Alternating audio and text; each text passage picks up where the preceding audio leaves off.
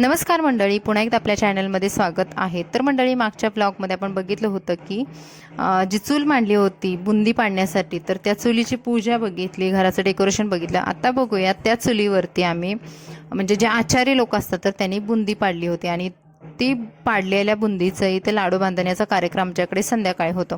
तर वाडीमधली किंवा गावामधली जवळपास सर्व मंडळी येऊन इथे लाडू बांधतात, एकत्र येतात, त्यामुळे छान वाटतं.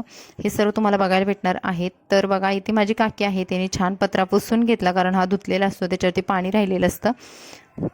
आता त्यानंतर तुम्हाला बघायला भेटणार आहे की केवढ्या मोठ्या टोपामध्ये ती बुंदी आणली जाते.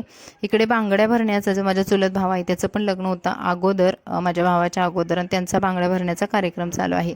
तर आता बघा, तुम्हाला पुढे बघायला भेटेल केवढे मोठे टोप असतात ते.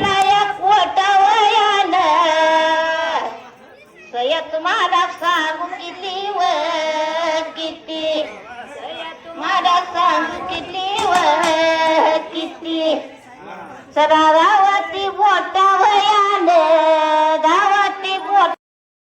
आता इथे तुम्ही बघाल केवढा मोठा टोप आहे. तर अशा पद्धतीचे 2, 3, 4 असे टोप भरलेले असतात गच्च, आणि लाडू बांधले जातात.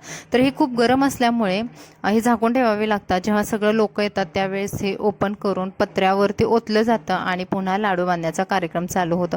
तर इथे बघा, माझ्या बहिणी वगैरे आहेत त्या तयारच आहेत, कधी चालू होते. तर आणि इकडे लाडू बांधण्याचा कार्यक्रम चालू झालेला आहे. तर लाडू बांधण्यासोबत गीतं म्हणण्याचा सुद्धा आमच्याकडे कार्यक्रम असतो आणि गीतं म्हणली जातात, ते एक शुभ असतं.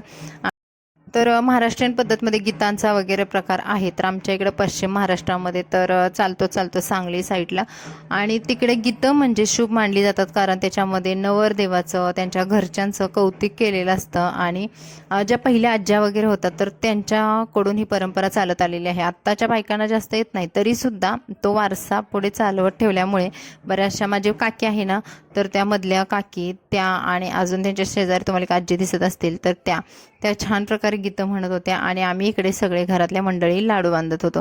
तर आजूबाजूच्या ज्या बायका आहेत तर त्या एक एक करून येत होत्या शाळांसुद्धा.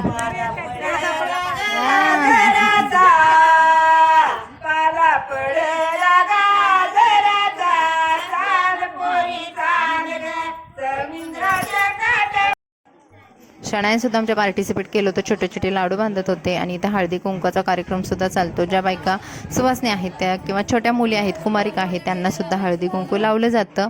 आणि बघाल तुम्ही इथे केवढा मोठा माहोल तयार झालेला आहे. हळूहळू सर्वजण बायका आल्या होत्या.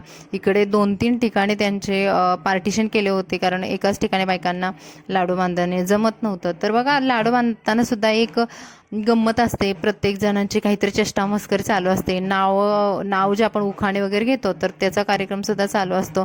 प्रत्येक जण ह्याच्यामध्ये सहभागी झाल्यामुळे आणखी लाडवाला गोडवा वाढतो. तुम्ही बघाल, इथे जवळपास दिवसभर काम करून सुद्धा थकल्यानंतर सुद्धा या बायका येऊन ते लाडू बांधतात, कारण ना इथे आल्यानंतर जो थकवा निघून जातो आणि सर्वांसोबतचा जो आनंद असतो तो वेगळाच असतो. हातात तरी ठेवले का, मोठे लाडू ठेवले वाटतं. आणि काय झालं असं मात्र काय केलं होतं म्हणलं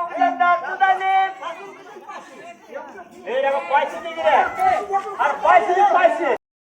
आमच्या वाडीमध्ये असे काही ठराविक जेंट्स लोक आहेत की ते खूप मोठे मोठे लाडू बांधतात आणि ते बघून इतकं हसायला येतं ना. पण ते त्याच्यामध्ये सुद्धा एक वेगळा आनंद असतो, कारण ते एवढा मोठा लाडू बघितल्यानंतर खाणार कोण? हा लाडू ॲक्च्युली लोकांना किंवा लग्ना दिवशी वाढला जात नाही, पण तो हळूहळू फोडून वगैरे खाल्ला जातो. पण तो त्यांच्या पद्धतीने बांधतात, त्यामुळे ते आणखीनच भारी वाटतं. आणि अशा पद्धतीने आमचा माहोल होतो लाडू बांधण्याचा. अरे तुझा हात नको सोडू ना.